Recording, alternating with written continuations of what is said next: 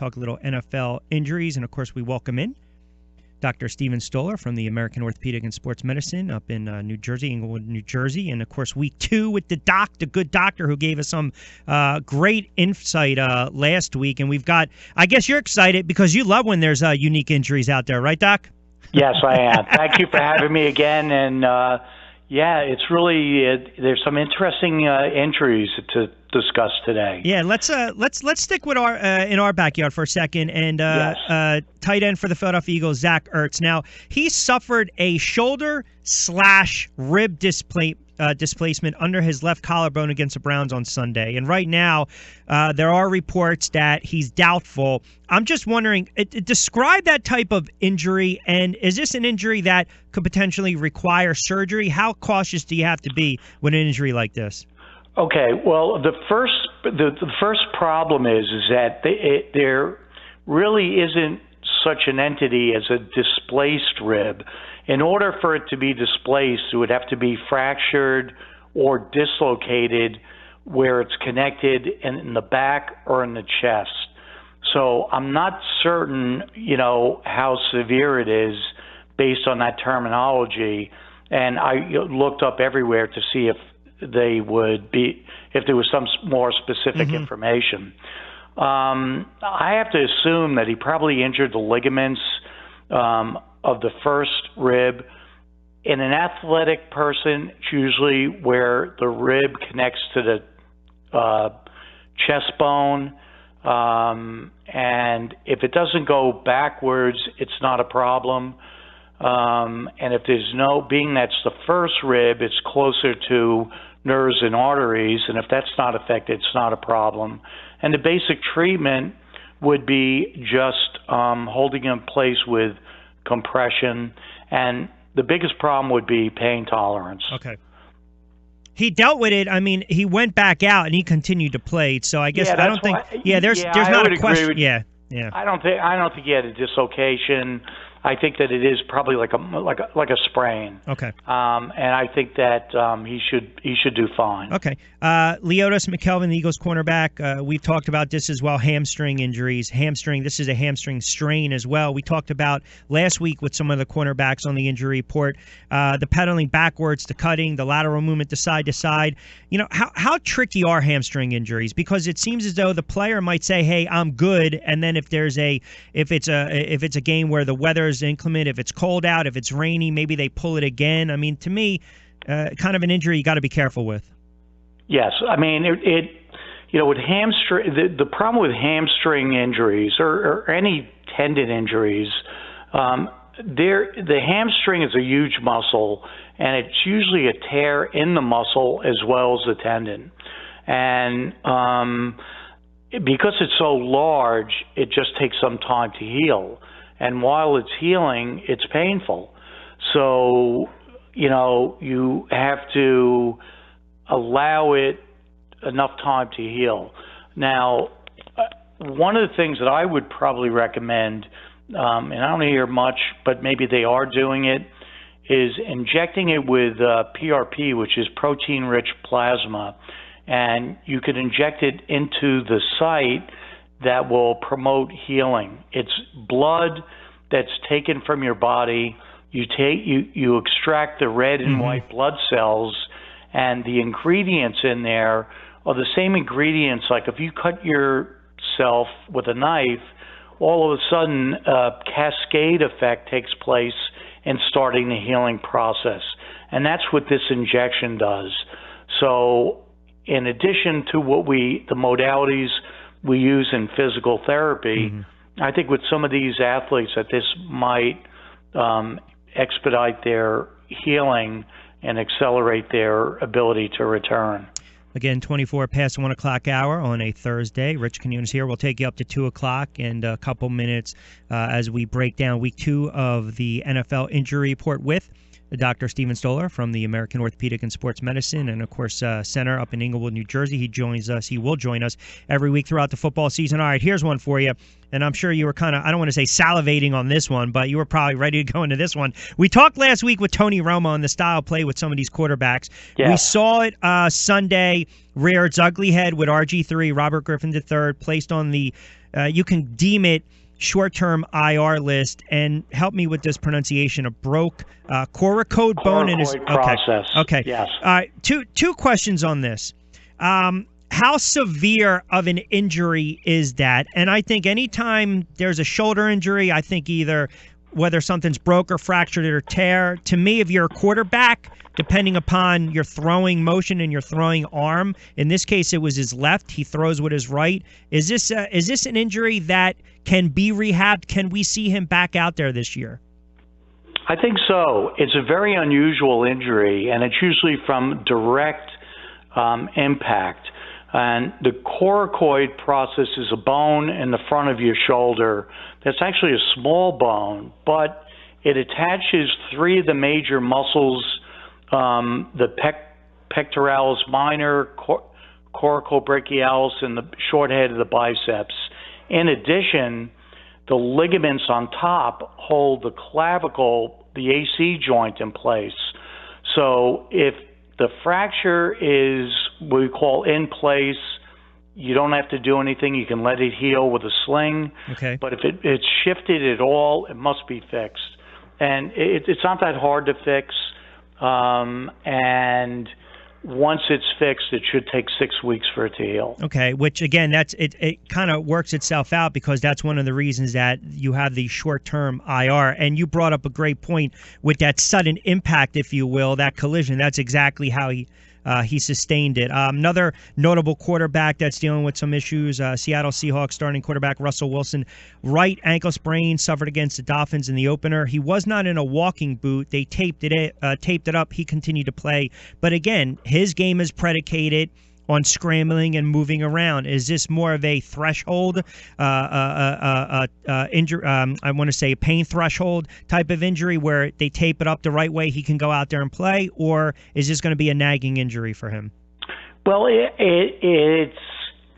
has a high ankle sprain, and a high ankle sprain is more serious than an ankle sprain. And the high ankle sprain is the ligament that connects the large bone, the tibia, to the skinny bone on your lower leg, the fibula, along its entire length. And so once it's injured, that has to be given enough time to heal. Now, the way to treat it, if you get an X-ray and it's just injured where it hasn't separated, you could probably tape them, put them in a boot, but I don't know if I would let him play before 6 weeks. Really? Yeah. We've seen a lot of athletes that have been out for 6 to 12 weeks with high ankle sprains. Some have missed the rest of the season.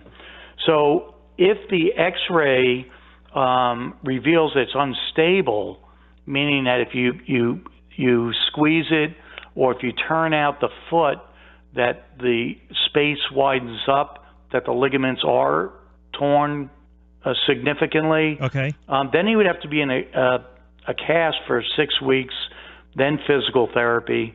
And the only other thing that I don't see done that I might be inclined to do is just using a percutaneous screw, which you just make a stab incision and you connect both bones with the screw, or now they have a suture that can do it. And this would be an internal splint and allow them to rehab much faster. Yeah, because I think we were, and I forget who it was last week, I think you brought up the same exact point. I just wanted to clarify. So you think there's a good chance that if Russell Wilson goes out there, even if they tape up the ankle, that obviously he can do more, he can do further harm, further damage?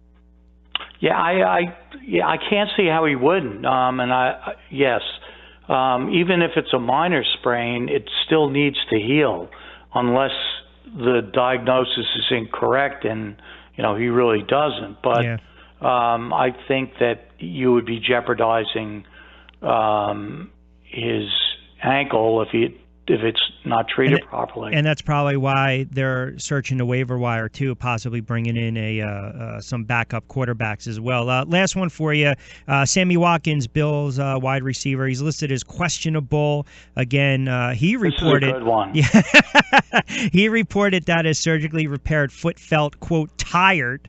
And again, there was talk that he can miss some extended time. So we don't know. The Bills haven't ruled him out for tonight against the Jets. What does tired foot mean? That's really hard to explain. But I think the big question is, what surgery did he have in April? He obviously was serious, and it couldn't have been any significant impact. And he probably had it during the season. And he went to the top foot and ankle doctor in the country, Dr. Anderson in North Carolina. I'm assuming, based on this information, that he had a stress fracture of his fifth metatarsal, the bone in his foot.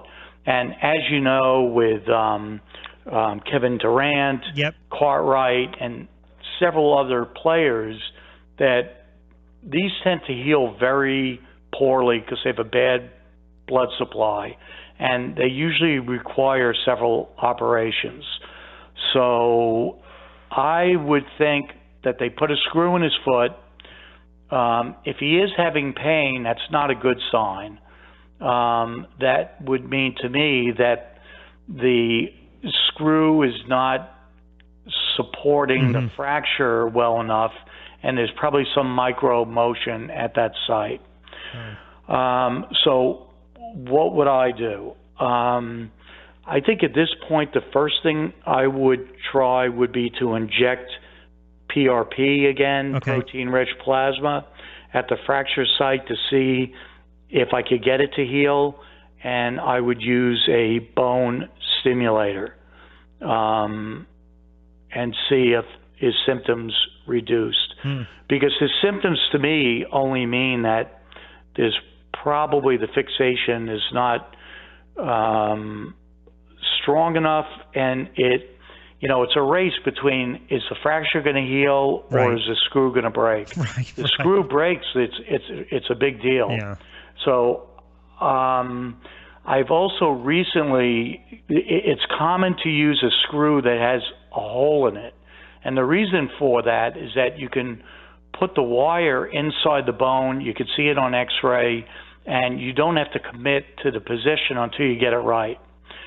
What happens with that hole is it weakens the screw, and there's a new titanium screw that's completely solid, but you have to get it right on the first shot. The ones that I've done with that are the only ones that I've never had to operate more than once. And they healed within 6 to 8 weeks completely on several patients. So I'm just putting it out there. Sure, yeah. That's, It might be So I would think that it's more of a problem than, or maybe more of a problem. He's probably getting some pain, as a result of the fracture, which is not healed, even though he has a screw in it. Yeah, and that's a foot that he broke it during the off season, and then underwent surgery. Wow. All right, a ton of stuff to always absorb as we kind of do on a weekly basis. Great stuff as always, Doc. Great insight. Can I put in a quick go ahead. Plug? What do you got? Yeah. Okay, on my website on www.drstoller.com, there's an education section that there are videos and animated explanations for practically every injury you can think of. Well, we're going to start directing some of these NFL players to the site. Yeah.